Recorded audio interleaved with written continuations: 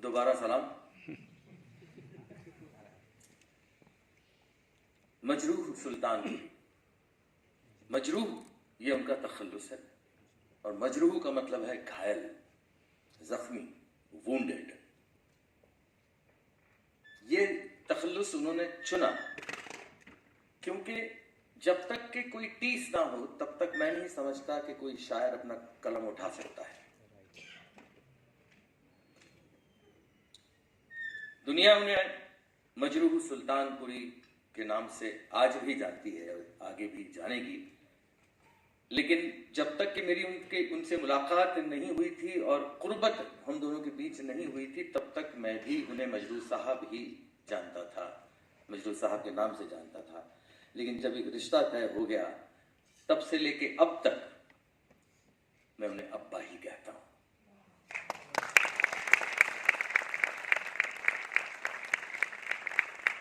मीना आपा यानी मीना कुमारी जी, महजबीन बानो मीना कुमारी नाज, जो एक बहुत अच्छी अदाकारा थी, एक्ट्रेस थी और साथ साथ वो बहुत बड़ी शायर भी थी, जिनकी वजह से मेरी ज़िंदगी में या मुझे उर्दू के नज़दीक जाना नसीब हुआ, पहचान हुई, तारुफ हुआ। मीनापा का इंतकाल बदकिस्मती से 1972 में हुआ और 1970 में मैं जुहू पे शिफ्ट हुआ था और उस वक्त बीमार थी और 2 साल बाद वो गुजर गई। तो मैं ज़रा थोड़ा सा डर सा गया कि मेरी उर्दू का क्या होगा, मैं क्या कैसे, बिकॉज तब तक मेरी ज़िंदगी का एक हिस्सा बन चुकी थी। और एक दिन मेरे घर की बेल बजी, मैंने दरवाज़ा खोला, मैं क्या था, मैं आई थिंक आई वॉज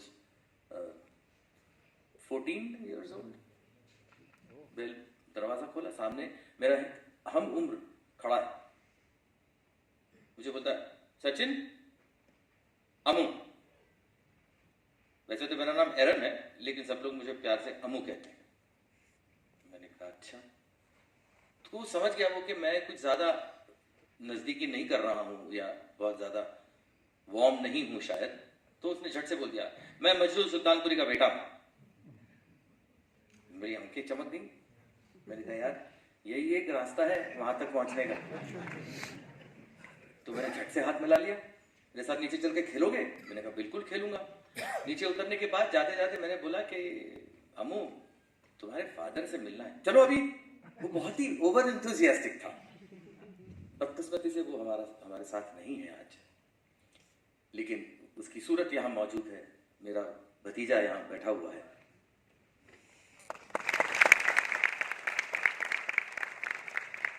तो अभी चल, मैंने कहा नहीं 2-3 दिन गुजर जाने तो फिर जाता हूँ। मैं भी नर्वस हो गया था।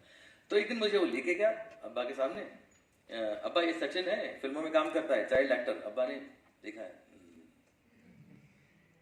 और कुछ नहीं बोले। मैं भी देख के यूँ हो गया था, मजरूह सुल्तानपुरी मेरे सामने बैठे हुए हैं, मुझे और क्या चाहिए। उसके बाद घर पे आना जाना हुआ, एक कुर्बत हुई, बाकी बच्चों में उन्होंने मुझे भी शामिल कर लिया और मैं कब उन्हें अब्बा कहने लगा मुझे खुद पता नहीं चला। एक तरफ अब्बा, दूसरी तरफ अम्मा।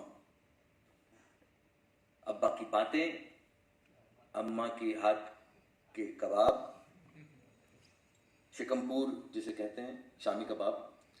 और फिर हमारा घर पे आना जाना चालू हुआ और बनता रहा। फोन सिर्फ अब्बा के घर में, हमारे घर में फोन नहीं। जब भी फोन करना होता था अब्बा के यहाँ जाते थे।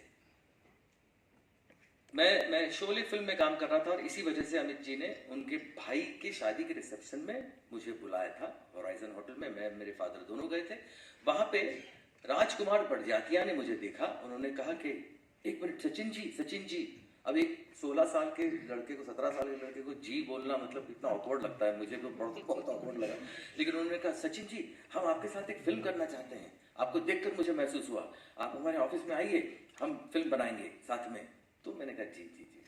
दूसरे दिन मेरे फादर से मैंने पूछा तो फादर ने कहा कि ऐसी फॉर्मेलिटी होती है, फॉर्मली लोग बोल देते हैं, उसको सीरियसली लेने की जरूरत नहीं है। तो मैंने कहा चलो ठीक है। 2-3 दिन गुजर जाने के बाद अब्बा की तरफ से मैसेज आया कि भाई जल्दी आओ इधर, सचिन को बोलो बुलाया।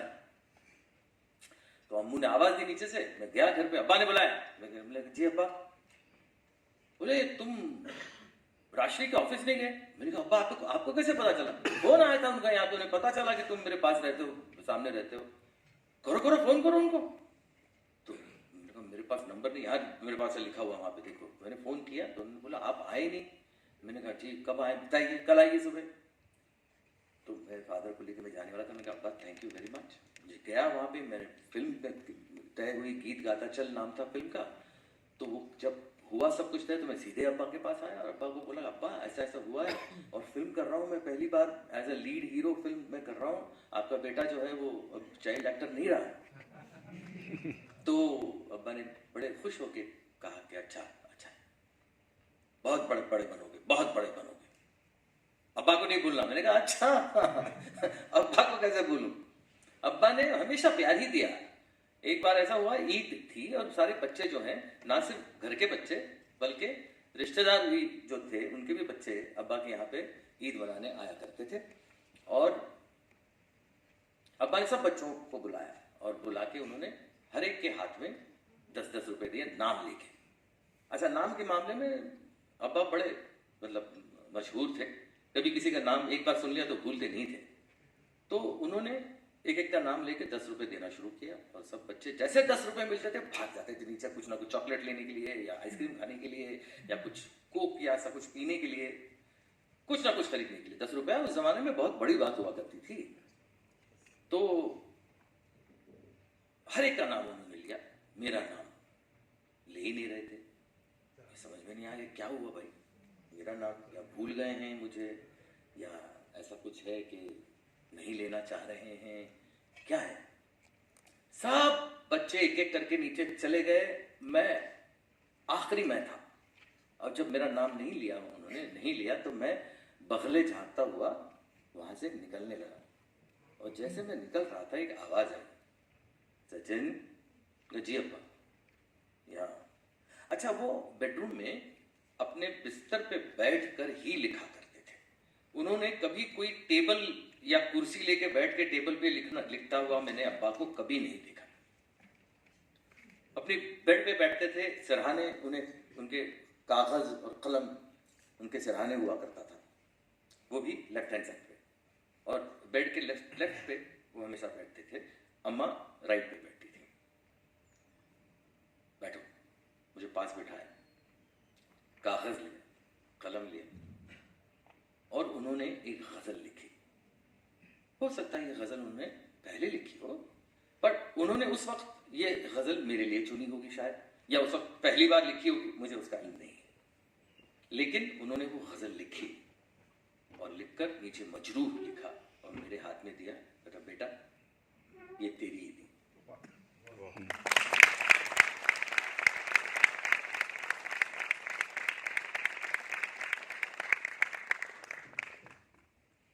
आई वॉज मूव्ड, मतलब मैं एक्सपेक्ट नहीं कर रहा था कि ये ईदी मुझे मिलेगी अब्बा से। वो ईदी मुझे मिली तो थोड़ी सी आंखें नम हो गई और फिर मैंने पूछा अब्बा अपने बाकी बच्चों को क्यों नहीं दी? छोटे थे सभी, बाकी बच्चों को क्यों नहीं दी ये ईदी? बोले नहीं बेटा, उनकी समझ में नहीं आ जाए, तुम जाओ, तुम बाहर खेलो जाओ, उनकी समझ में नहीं आएगा, तुम जाओ। मुझे भेज दिया बाहर। तो ऐसे थे अब्बा। अब्बा ने कई चीजें मेरे साथ शेयर की, हमेशा मुझे, मतलब हमेशा नहीं, कई बार वो मुझे रिकॉर्डिंग पे ले जाया करते थे। मैंने अपनी आंखों से किशोरदा रफ़ी साहब दोनों को साथ में गाते हुए देखा। मैंने प्यार का समय कम है जहाँ रिकॉर्डिंग पे मैंने किशोरदा रफ़ी साहब और बीच में लता जी को साथ में गाते हुए देखा लाइव। तो ये सारी चीजें मेरे लिए बड़ी इंपॉर्टेंट थी। तब उन्होंने काफी चीजें मुझे बताई। जब वो एक फिल्म कर रहे थे यादों की बारात, तो यादों की बारात के लिए नासिर साहब के साथ उनके बिल्कुल घरेलू रिश्ते थे। तो नासिर साहब ने कहा मैं खंडाला जा रहा हूँ मजरू, तुम चलो मेरे साथ। मैं क्या करूंगा, तुम वहां पे लोकेशन देखोगे, मैं क्या? मुझे गाना लिखना है, पंचम ने मुझे एक ट्यून दी है अपनी ही फिल्म की, जिसके बोल मुझे लिखने हैं। तो बोले तुम काम करो, मेरे साथ खंडाला चलो, मैं लोकेशन पूरा दिन देख के आऊंगा, तब तक तुम गाना लिखो, शाम को बैठ के मजे करेंगे। तो अब्बा ने कहा ठीक है। तो अब्बा गए, सुबह होटल रूम चेक इन करके बैठे। नासिर साहब पूरा दिन जो है वो लोकेशन देख के शाम को जब लौटे तो उन्होंने कहा नासिर देखो, पंचम ने जो मुझे ट्यून दी है उसमें मैंने कुछ डमी बोल लिखे हैं। देखो मीटर अगर ठीक है तो फिर मैं सही लिखूं उसके ऊपर जो मुझे सही लगता है। मैंने कहा क्या बोलो? उन्होंने कहा देखो आपके कमरे में कोई रहता है, हम नहीं कहते, जमाना कहता है। ये ऐसा ही लिखा है मैंने, ये डमी है। कहता मजरू ये डमी है? हाँ हाँ, ये कोई गाना थोड़ी है, ऐसा थोड़ी तो होता है गाना, ये डमी है। मैं कुछ लिख दूंगा अच्छा, थोड़ा सा पोएटिक। मत लिखना, यही चाहिए मुझे। आज के बच्चों को यही अच्छा लगता है। कहते क्या बात कर रहे हो, आपके कमरे में कोई रहता है, हम नहीं कहते, जमाना कहता है, ये अच्छा लगेगा लोगों को? बोले हाँ बिल्कुल अच्छा लगेगा। अच्छा, ये तो हमें पता ही नहीं था। तो ठीक है, पूरा गाना फिर इसी हिसाब से लिख दें। लिख दो। उन्होंने 15 मिनट में पूरा गाना लिख दिया वहीं पे। ये तो बहुत आसान है। बोले यही तो लोगों को अच्छा लगता है। तो इस तरह से नई नई चीजें उन्होंने की। शायरी में तरक्की पसंद शायरों में सबसे अव्वल दर्जे पे नाम अब्बा का आता है। ये बात और है कि किसी और शायर का दीवान पहले छप गया, लेकिन पहला शायर तरक्की पसंद शायरी का मैं अब्बा ही को जानता हूं और मानता हूं। अब्बा का नाम लोगों ने मजरूह, जो इतना खूबसूरत नाम, लेकिन सचिन दा यानी कि सचिन देव बर्मन जी के पास जब भी वो जाते थे तो उनको मुजरू बोलते थे। अब क्यों बोलते थे पता नहीं, और अब्बा को सुनना पड़ता था। तो एक बार अब्बा को उन्होंने बुलाया, मुजरू इधर आ। वो गए साहब, हाँ दादा बोलिए। वो भी रिस्पेक्ट बहुत किया करते थे अब्बा उनकी। हाँ दादा बोलिए। इधर आ, बैठ। खिड़कियां बंद की, पर्दे बंद किए। अब्बा घबरा के क्या रहे हैं ये, मतलब मुझे तो सिचुएशन के बारे में बताएंगे ना, ये ट्यून बताएंगे या जो बताएंगे। खिड़कियां पर्दे क्यों बंद कर रहे हैं?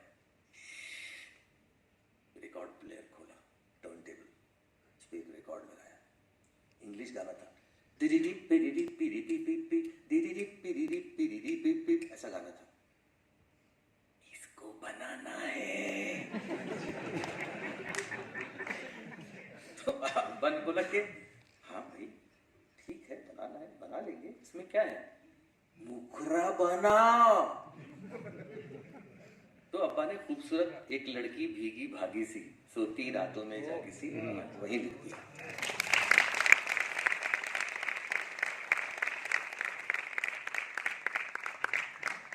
तो अब्बा ने अनगिनत ऐसे का। एक गाने पे कंट्रोवर्सी हुई अब्बा की कि आंचल में क्या जी, ये जब लाइन उन्होंने लिखी तो उस जमाने में ये लाइन ऐसी थी, लोगों के सामने आई कि हाँ ये क्या हुआ, बादल मगर बादल वगैरह तक ठीक है, और आप आंचल में क्या जी लिख देते हैं? अरे बाप रे, no no no no, taboo, नहीं नहीं नहीं नहीं, नहीं चलेगा, ये होगा नहीं, वो होगा नहीं, फला होगा। अब्बा ने बोला कुछ नहीं होगा, अच्छा लगेगा लोगों को। हो गया।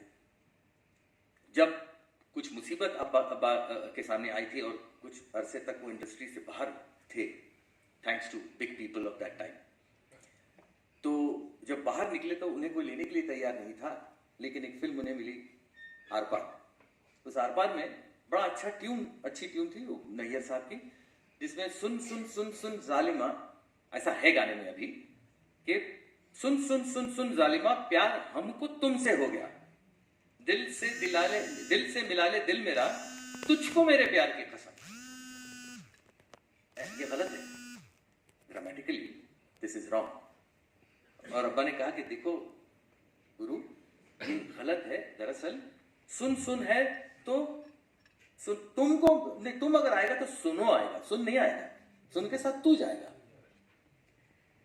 जो एंड में तुझको बोल रहे हैं हम, तो सुन सुन सुन सुन जालिमा, प्यार मुझको तुझसे हो गया आना चाहिए। बोले मजरू साहब रोमांटिक गाना है, मुझको तुझको में रोमांस कम है, हमको तुमसे में रोमांस है।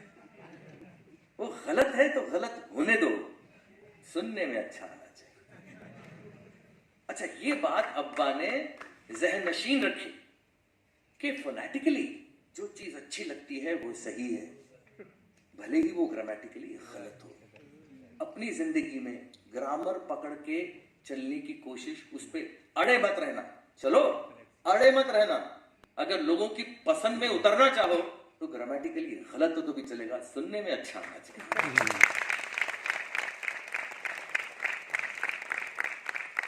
यही सीखा। अब्बा ने जो गजल मुझे बतौर ईदी दी थी, उसके चंद शेर आपके सामने पेश करता हूं, अगर इजाजत हो।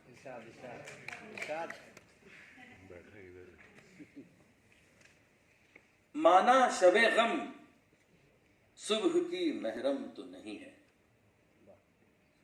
माना शबे गम सुबह की महरम तो नहीं है, सूरज से तेरा रंग हिना कम तो नहीं है। माना शबे गम सुबह की महरम तो नहीं है, सूरज से तेरा रंग हिना कम तो नहीं है। अब कार गए दहर में लगता है बहुत दिल, अब कार गए दहर में लगता है बहुत दिल, ए यार कहीं ये भी तेरा गम तो नहीं है। और मक्ता है उनका, इसी गजल का अब्बा ने कहा हुआ कि सहरा में बगुला भी है, टॉर्नाडो। सहरा में, सहरा इज डिजर्ट, सहरा में बगुला भी है, मजरूह सबा भी। सहरा में बगुला भी है, मजरूह सबा भी, हमसा कोई आवारा ए आलम तो नहीं है। अब ऐसे कहा करते थे, अब इसी तरह कहा करते थे, हमसा कोई आवारा ए आलम तो नहीं है। ये है हमारे अब्बा। मुझे इमोशनल तो मैं खैर हूं ही, लेकिन साथ साथ अब्बा की तरफ से मैं आप सबका शुक्रिया अदा करना चाहूँगा कि उन्हें ये अवार्ड आज दिया जा रहा है, और उन्हें इस बात की और ज़्यादा खुशी होगी कि उनके ही बेटे के हाथों ये दिया जा रहा है। वाह।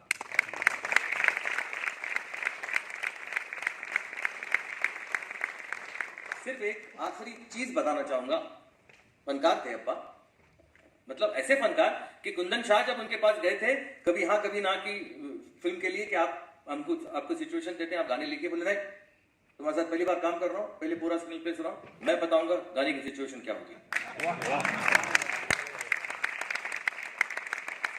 I swear on my profession। और कुंदन शाह ने कहा बिल्कुल। उन्होंने पूरी स्क्रीन प्ले सुनाते गए, बोले 1 मिनट रुको, यहाँ गाना, फिर आगे चले 1 मिनट रुको, यहाँ गाना। ऐसे कुछ 5 या 6 जगह पे उन्होंने रोका और कहा कि ये गाना ऐसे यहाँ पे ये सिचुएशन। और फिर जतिन ललित ने फिर कैसे ट्यून, अच्छा अब्बा ने अपनी जिंदगी में 95% से ज्यादा गाने ट्यून पे लिखे। सुन के देखिए, आपको ऐसा महसूस नहीं होगा कि ये ट्यून पे लिखा हुआ गाना है, ऐसा लगेगा कि गाना पहले लिखा गया है और ट्यून बाद में हुई है। तो ये कमाल की बात थी अब्बा की। मतलब ये था ना कि रोक सकता हमें जिंदाने बला क्या मजरूह, रोक सकता हमें जिंदाने बला क्या मजरूह, हम तो आवाज हैं दीवार से छन जाते हैं।